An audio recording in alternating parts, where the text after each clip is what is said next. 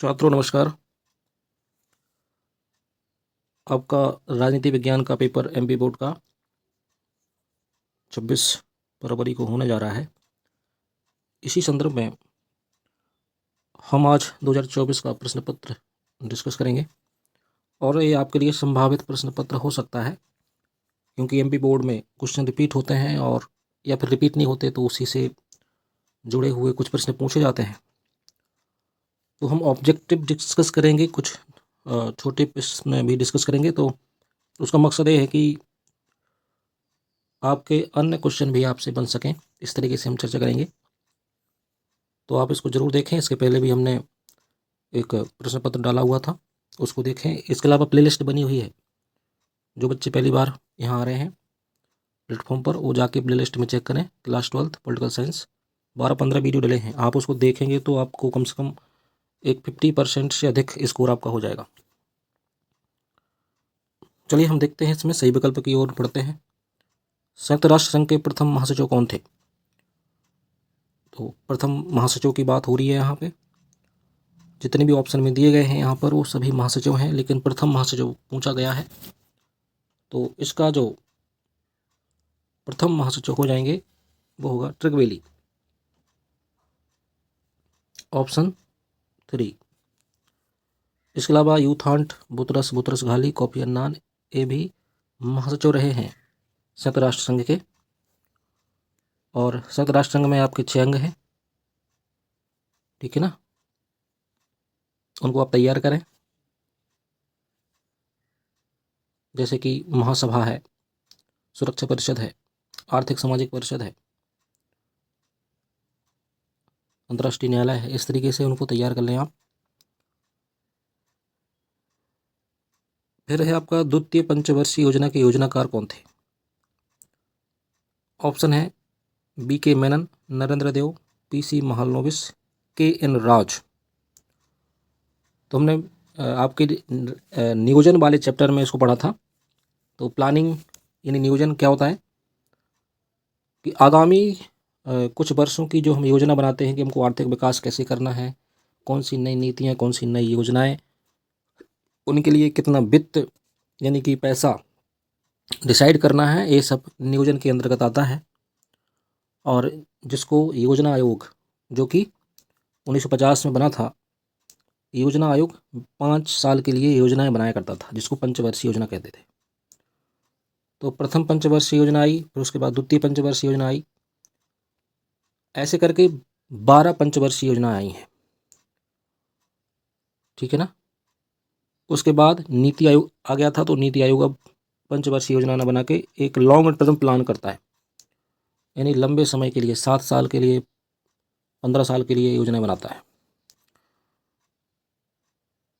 तो प्रथम पंचवर्षीय योजना के योजनाकार हेरोल्ड डॉमर मॉडल के आधार पर वो योजना बनाई गई थी, जिसका कार्य था कृषि संबंधी विकास कार्य करना, यानी कि किसी कृषि का उत्पादन बढ़ाना, खाद्यान्न का उत्पादन बढ़ाना। और उसके लिए जो भी चीज़ें हो सकती थी, जैसे कि बांध निर्माण, नहर निर्माण, ये सब किए गए थे। लेकिन प्रश्न में यहाँ द्वितीय पंचवर्षीय योजना के योजनाकार के बारे में पूछा गया है, तो इसका जो सही उत्तर हो जाएगा पीसी महालनोबिस हो जाएगा। और इस योजना का उद्देश्य क्या था कि हमको जो उद्योग धंधे हैं उनका अधिकतम उद्योग में उत्पादन करना, उनको बढ़ाना, ये प्लान था इनका। फिर आता है तीसरा प्रश्न। सन 1977 से 1979 तक गैर कांग्रेसी पार्टी के प्रथम प्रधानमंत्री कौन थे? ऑप्शन है लाल बहादुर शास्त्री, चरण सिंह, मोरारजी देसाई, बीपी सिंह। तो गैर कांग्रेसी पार्टी के प्रथम प्रधानमंत्री आपके 77 से 79 तक मोरारजी देसाई थे। देखिए 1975 में जो आपातकाल लगा था, उसके बाद जो सरकार के अगले प्रधानमंत्री बने वो मोरारजी देसाई थे, और एक गैर कांग्रेसी पार्टी रही है इनकी, ठीक है ना।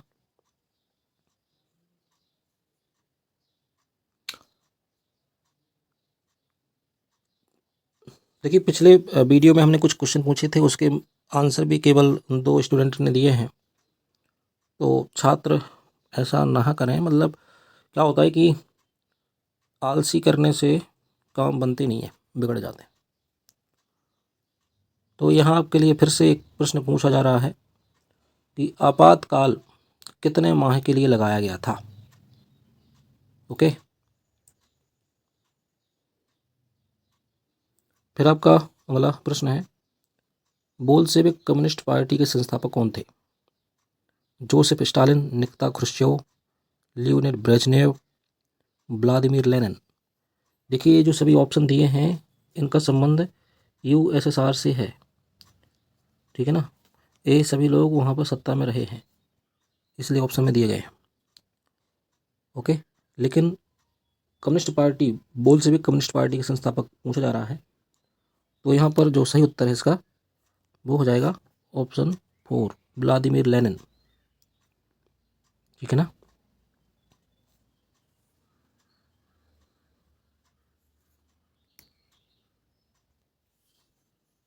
नेक्स्ट क्वेश्चन है, आसियान की स्थापना हुई थी। तो आसियान के बारे में आप भली भांति जानते होंगे। इसका फुल फॉर्म क्या है? Association of south east Asian nation, इसको आसियान कहते हैं। तो इसका जो राइट आंसर होगा, स्थापना कब हुई? 1967, ठीक है ना। इसमें 10 सदस्य देश हैं। आसियान का मुख्यालय कहाँ पर है? जकार्ता, है ना, इंडोनेशिया के अंदर जकार्ता है वो, उसका ध्यान रखेंगे आप। फिर अगला प्रश्न है, स्वतंत्रता के समय मणिपुर के महाराजा कौन थे? ऑप्शन है महाराजा रणजीत सिंह, हरि सिंह डोगरा, महाराजा बोधचंद्र सिंह, महाराजा वीर सिंह। तो मणिपुर में जो शासक रहे हैं, महाराजा रहे हैं स्वतंत्रता के समय, उनका नाम है महाराजा बोधचंद्र सिंह। हरि सिंह डोगरा को जम्मू कश्मीर के शासक रहे हैं। ये विलय पत्र पर हस्ताक्षर करके जम्मू कश्मीर को इन्होंने भारत में शामिल किया था, ठीक है।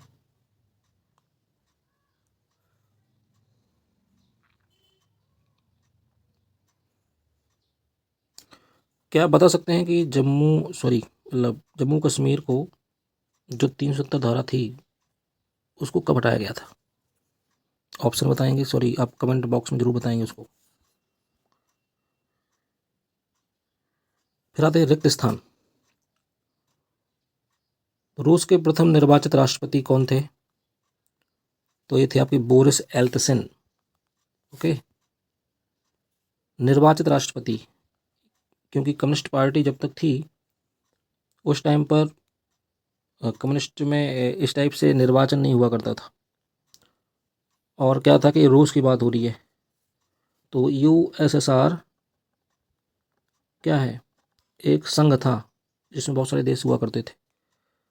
लेकिन जब मिखाइल गोर्बाचेव ने खुलेपन की नीति अपनाई, पुनर्संरचना की नीति अपनाई, तो बाकी जो अन्य देश थे उनको बोला कि भाई आप स्वतंत्र हो सकते हैं, आप अपने तरीके की इलेक्शन, आप अपने तरीके की आर्थिक संरचना बना सकते हैं, जिस तरीके से आप शासन चलाना चाहें।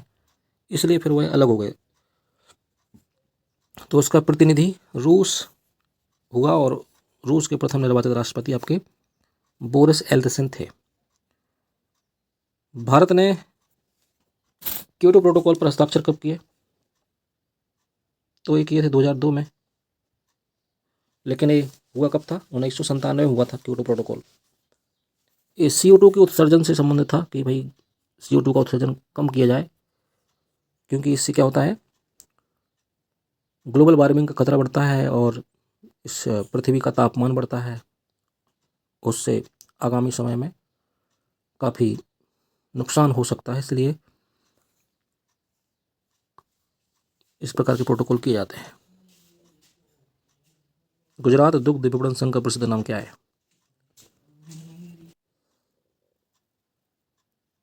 यहाँ दुग्ध क्रांति के संस्थापक की बात करें तो दुग्ध क्रांति का संस्थापक कौन थे? तो वर्गीज कुरियन के बारे में हमने चर्चा की थी। हरित क्रांति के जनक कौन थे? एम एस स्वामीनाथन, ठीक है ना। इसके अलावा क्रांतियों के संबंध, जैसे कि रजत क्रांति का संबंध आपके अंडों से होता है, और गोल्डन क्रांति का संबंध आपके जो रेसे हैं, जैसे कि जिससे जूट निकलता है उससे रस्सी बनती है। तो ऐसे उन क्रांतियों को आप जरूर ध्यान दें। स्वतंत्रता के समय देसी रजवाड़ों की संख्या कितनी थी? तो 565 संख्या थी इनकी। बिहार में संपूर्ण क्रांति का आह्वान किसने किया था? जयप्रकाश नारायण ने। कब किया था? 1975 में, ठीक है। भारत ने शांति सेना श्रीलंका में कब भेजी? तो 1987 में भेजी थी, राजीव गांधी की सरकार के समय पे, क्योंकि वहाँ लिट्टे एक उग्रवादी संगठन था, उसको समझाने के लिए, उसको दमन करने के लिए प्रयास किया गया था, जो कि खतरनाक साबित हुआ, और 1991 में राजीव गांधी की हत्या हो जाती है। इसके अलावा श्रीलंका में तमिल और सिंघल भाषाई का संघर्ष, उसके बारे में भी आप ध्यान रखेंगे, पेपर में प्रश्न आ सकते हैं। राज्य पुनर्गठन आयोग 1953 के अध्यक्ष न्यायमूर्ति फजल अली थे, तो ये सत्य है।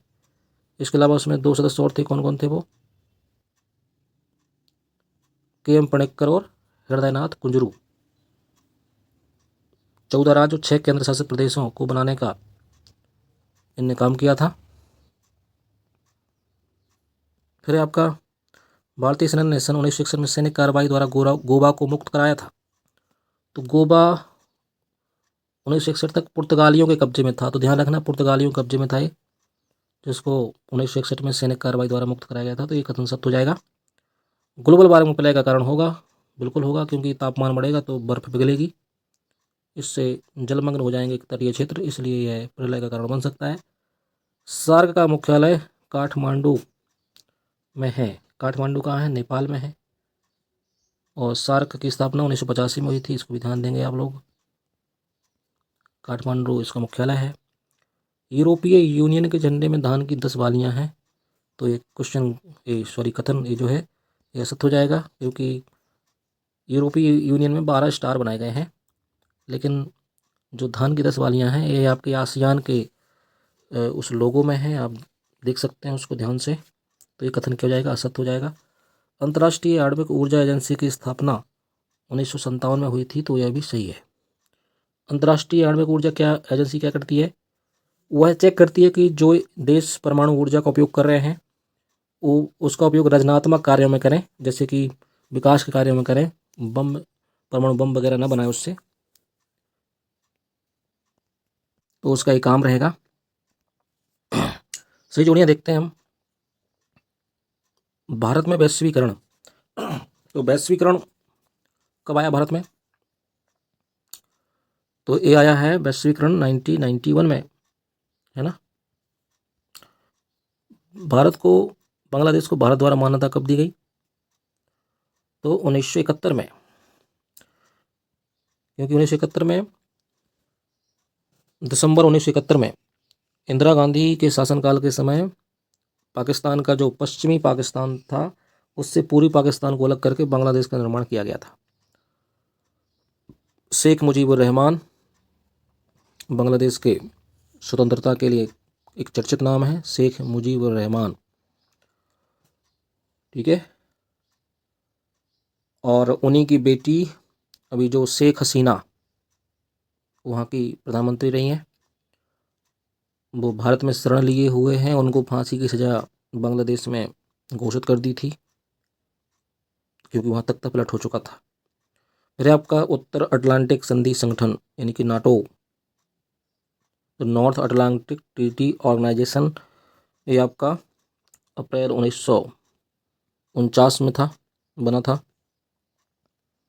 मानव अधिकार दिवस ये कब होता है? तो मानव अधिकार दिवस ये होगा आपका 10 दिसंबर को, है ना। फिर आता है आपका रियो डी जेनेरो का पृथ्वी सम्मेलन, ये रहेगा 1992 में। विश्व एड्स दिवस, एड्स की रोकथाम को एड्स के प्रति जागरूकता फैलाने के लिए 1 दिसंबर को ये मनाया जाता है और इसको इस तरीके से उसका सिंबल होता है जागरूकता फैलाने के लिए। भारत द्वारा प्रथम परमाणु परीक्षण कब किया गया? 1974। मैंने पिछले वीडियो में आपसे क्वेश्चन पूछा था कि परमाणु परीक्षण का कोड नेम क्या था, तो उसका आंसर किसी ने नहीं दिया था। उसका कोड नेम क्या होगा? स्माइलिंग बुद्धा, है ना। ये हुए कहाँ थे परीक्षण? राजस्थान के पोखरण में। तो पहला परमाणु परीक्षण हुआ था आपका 1974 में, फिर दूसरा हुआ था 1998 में, 1998 में। अब एक वाक्य में उत्तर देना है। सन 1969 में भारत के राष्ट्रपति का चुनाव किसने जीता था? तो हमने इसको विस्तृत पढ़ा था क्लास में, जब इंदिरा गांधी के टाइम पर सिंडिकेट ग्रुप और इंदिरा गांधी ग्रुप अलग अलग डिवाइड हो गए थे। तो इंदिरा गांधी के पक्ष वाले जो व्यक्ति थे बीबी गिरी, वह राष्ट्रपति बन गए थे। तो बीबी गिरी राष्ट्रपति बने थे। ओके। सन 1977 में आपातकाल के विरोधी कांग्रेसियों ने कांग्रेस फॉर डेमोक्रेसी का अध्यक्ष किसे बनाया था? तो देखिए, आपातकाल से क्वेश्चन हमेशा आते हैं, तो इसको तैयार करना चाहिए। आपातकाल के बारे में आप पढ़ लें। तो जगजीवन राम को कांग्रेस फॉर डेमोक्रेसी का अध्यक्ष बनाया था। जगजीवन राम।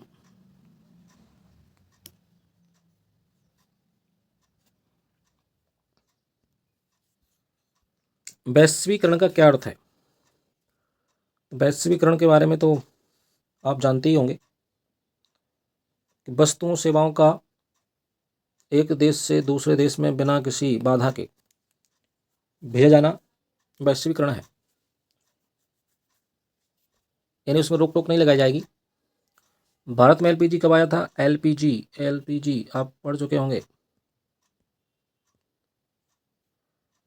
एलपीजी यानी कि उदारीकरण, वैश्वीकरण, निजीकरण 1991 में आया था, 1991 में। यूनेस्को का पूरा नाम? तो United Nation Educational, Scientific and Cultural Organization. तो इसको आप ऐसे ध्यान दे सकते हैं, यानी कि यूएन से हो गया यूनाइटेड नेशन, ई से हो गया एजुकेशन, एस से हो गया आपका साइंटिफिक, सी से हो गया कल्चरल, ओ से ऑर्गेनाइजेशन, और हिंदी में क्या कहते हैं इसको?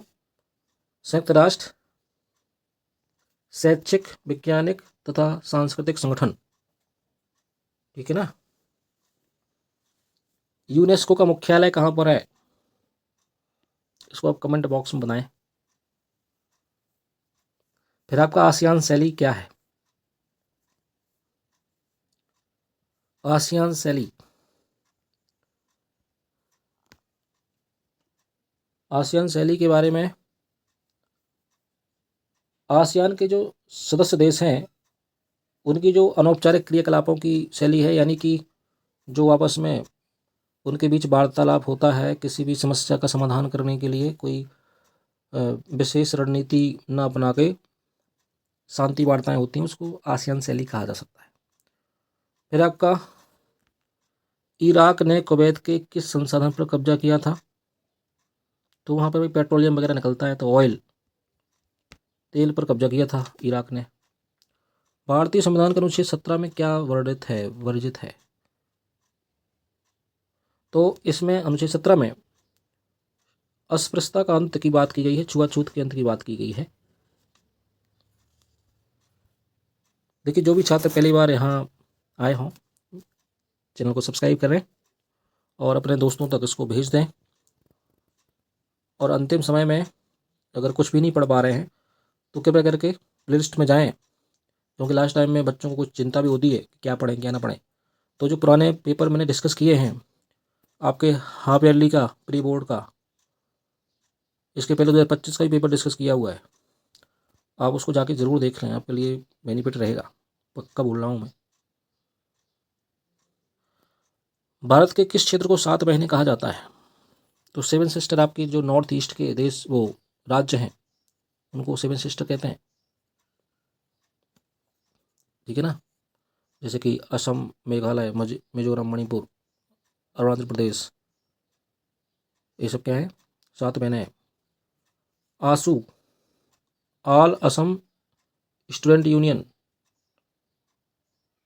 तो असम में एक छात्र संगठन था, उसका नाम आसू है।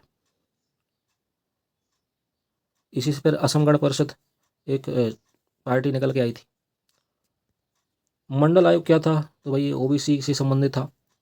मंडल कमीशन, बीपी मंडल के नाम से बनाया गया था कि ओबीसी के लिए कुछ सुविधाएं, अदर बैकवर्ड क्लास, जो एक वर्ग बनाया गया, उससे संबंधित था आपका मंडल आयोग। गठबंधन की राजनीति कैसे कहते हैं? यानी कि जब कोई इलेक्शन में कोई एक पार्टी बहुमत में नहीं आती है तो उसको बहुमत साबित करने के लिए अन्य पार्टियों का सहारा लेना पड़ता है, तो उसको गठबंधन की राजनीति कहते हैं। तो गठबंधन अच्छा होता है कि बुरा? कभी कभी अच्छा भी होता है, कभी कभी बुरा भी होता है। जैसे अच्छा कब होता है? जब कोई सरकार तानाशाह हो जाए तो उसको तोड़ने के लिए गठबंधन बना लेना चाहिए। और बुरा कब होता है? जब कोई देश की सरकार को कोई मजबूत फैसले लेने हों तो वो आपस में ही लड़ते झगड़ते रहते हैं और एक मजबूत फैसले नहीं ले पाते हैं। पेरेस्ट्रोइका, ग्लासनोस्त क्या है? तो मिखाइल गोर्बाचेव की ये नीतियाँ थीं, जिसमें खुलापन और पुनर्संरचना की बात की गई थी कि जो भी देश हैं हमारे संघ में शामिल हैं, वो अब चाहें तो अलग हो सकते हैं, अपनी अलग आर्थिक नीतियाँ बना सकते हैं, इस तरीके से। सोवियत संघ के विघटन के कारण क्या थे? तो भाई भ्रष्टाचार हो गया था वहाँ, एवं समाजवाद से जो व्यवस्था चल रही थी, वहाँ गरीबी और मंदी की स्थिति, है ना, ये सब चीज़ें थीं। एवं जो उनके सहयोगी देश थे वो भी उनका विरोध कर रहे थे। यानी कि लगातार युद्ध में शामिल होना नहीं चाहते थे, क्योंकि शीत युद्ध के समय काफ़ी स्थितियाँ विपरीत थीं। सुरक्षा नीति के घटक क्या हो सकते हैं भारत में? तो वो हमने सब पढ़ रखा था कि भाई सैन्य, आप आंतरिक सुरक्षा मजबूत करें, बाह्य सुरक्षा मजबूत करें, सैनिक शक्ति बढ़ाएं, परमाणु शक्ति बढ़ाएं, विदेश नीति को ठीक करें, है ना, अपने पड़ोसियों की हेल्प लें, उनके साथ अच्छे संबंध रखें। सुरक्षा क्या है? तो भाई आंतरिक और बाह्य रूप से अपने संसाधन, अपने मानव सुरक्षा, अपनी बॉर्डर की सुरक्षा करना, ये क्या है? सुरक्षा है। भारत के पावन वन प्रांतर क्या हैं? तो इसके बारे में भी, ऐसे कुछ जो वन होते हैं या फिर ऐसे कुछ वृक्ष के क्षेत्र होते हैं जहाँ पर देवी देवताओं या कोई पुराना, ऐसा अपन मानते हैं कि यहाँ पर इन वृक्षों में पवित्रता होती है और उनकी हम रक्षा करते हैं। जैसे कि उत्तराखंड में हम देख सकते हैं, है ना, जहाँ जहाँ धार्मिक स्थल हैं वो पावन वन प्रांतर हो सकते हैं। साझी संपदा संसाधन किसे कहते हैं? तो साझी संपदा संसाधन का मतलब होता है कि ऐसी कोई संपदा जो किसी एक देश की या कुछ व्यक्तियों की नहीं है, वो पूरे विश्व की है, पूरी मानव जाति की है। जैसे कि पृथ्वी है, तो पृथ्वी सभी के लिए है ना, तो उसका संरक्षण करना, उसका संवर्धन करना, ये सभी का कर्तव्य है। पर्यावरण क्या है? एक साझी संपदा है। पर्यावरण यदि खराब हो जाएगा तो जलवायु परिवर्तन हो जाएगा, मौसम परिवर्तन हो जाएगा, तो बारिश जब चाहिए होगी तब नहीं होगी, बाद में होगी, या फिर कम होगी, कहीं कहीं बिल्कुल नहीं होगी, कहीं कहीं बाढ़ आ जाएगी, तो ये स्थिति होती है। जैसे जल संरक्षण, ये भी क्या है? जल आपके लिए साझी संपदा है। भारत द्वारा वैश्वीकरण अपनाने के कारण क्या है? इससे क्या होगा? आर्थिक विकास होगा। इसके अलावा कुछ जो बाहरी कंपनियां हैं वो यहाँ आएंगी, निवेश करेंगी, इससे रोजगार के अवसर बढ़ेंगे, प्रोडक्ट क्वालिटी वाले मिलेंगे, सस्ते मिलेंगे, लोगों को विकल्प चुनने की आज़ादी रहेगी। फिर प्रतिरोध के कारण क्या है? वैश्वीकरण के प्रतिरोध के कारण, यानी कुछ लोग इसका समर्थन करते हैं, कुछ लोग इसका विरोध करते हैं। तो वैश्वीकरण का विरोध क्यों होता है? तो इससे क्या होता है कि जो विदेशी कंपनी है वो कई बार अपने रूल देश में चलाने लगती हैं, क्योंकि वो बहुत मजबूत कंपनियां होती हैं, उनके पास बहुत पैसे होते हैं। वो उस देश के इलेक्शन को, उस देश के चुनाव को भी प्रभावित कर सकते हैं। इसके अलावा जो स्टेट है यानी राज्य की जो शक्ति है वह वैश्वीकरण से घट जाती है, यानी संप्रभुता भी कहीं ना कहीं हानि होती है संप्रभुता को, क्योंकि उस देश का शासक मजबूत निर्णय नहीं ले पाता है। जैसे कि आपके लिए बताया जाए कि जैसे कि आप व्हाट्सअप यूट्यूब वगैरह चलाते हैं, तो नियम कानून तो ठीक है, सरकार बनाती है कि आपको ऐसे काम करना चाहिए, लेकिन कई बार उनके नियम जो कंपनी जैसे ही व्हाट्सएप वगैरह है, मेटा जिसको अभी रेगुलेट करता है, तो कहीं ना कहीं सरकार भी फिर संतुलन बना लेती है कि ठीक है भाई, आपको जो बेहतर लगे, लेकिन आप ऐसा नहीं करेंगे। लेकिन कुल मिला के ये है कि राज्य की बात पूरी तरीके से मानी नहीं जाती है। बॉम्बे प्लान क्या था? तो भाई ये उद्योगपतियों द्वारा तैयार किया गया था प्लान कि देश में किस तरीके की मिश्रित अर्थव्यवस्था अपनानी है या फिर बाजार अर्थव्यवस्था अपनानी है, उस तरीके का था। द्वितीय पंचवर्षीय योजना की 2 विशेषताएं क्या थी? तो उद्योगों में उत्पादन बढ़ाना और आत्मनिर्भरता को बढ़ाना, है ना। अपने निजी उद्योग, छोटे और मध्यम उद्योगों को बढ़ाना, मशीनीकरण को बढ़ावा देना। कांग्रेस सिंडिकेट क्या था? तो कांग्रेस पार्टी के अंतर्गत कुछ जो बुजुर्ग नेता थे, जो मतलब बड़े से बड़ा नेता बनाने की भी इनके अंदर क्षमता हुआ करती थी,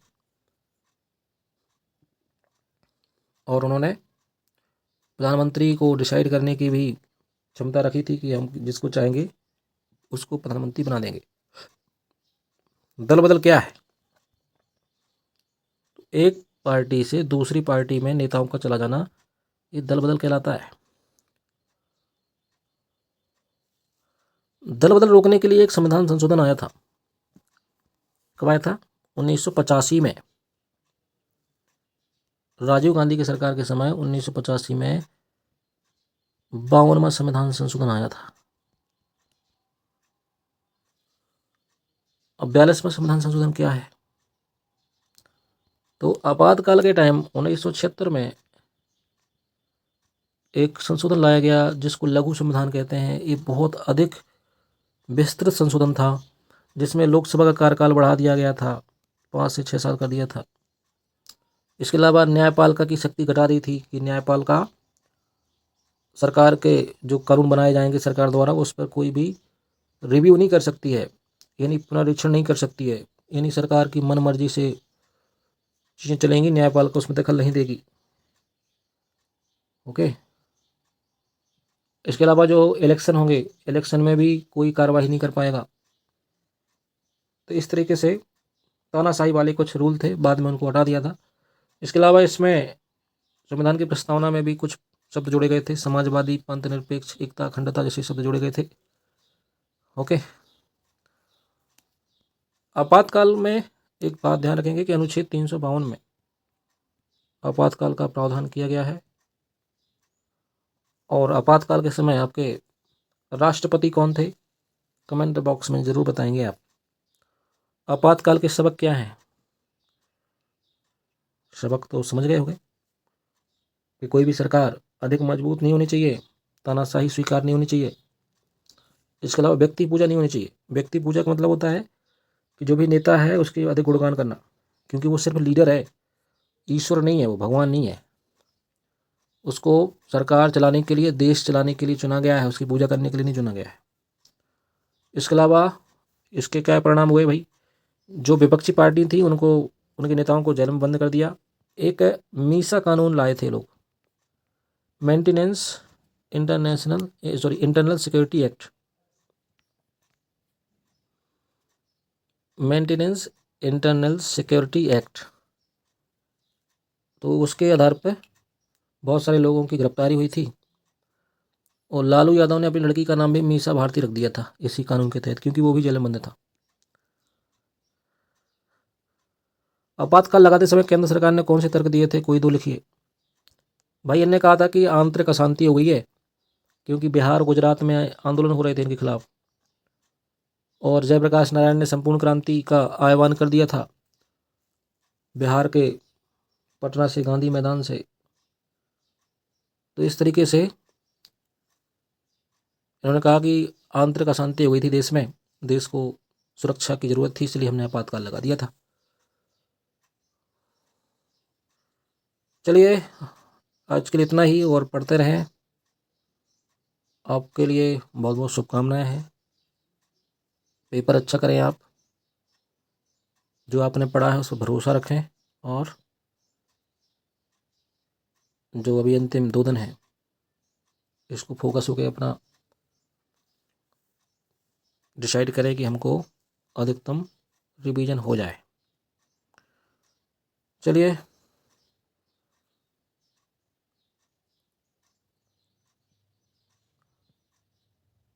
अब आगे कुछ कहने के लिए नहीं है, सब बेहतर होगा। बाकी प्रयास करते रहें, पढ़ते रहें। धन्यवाद।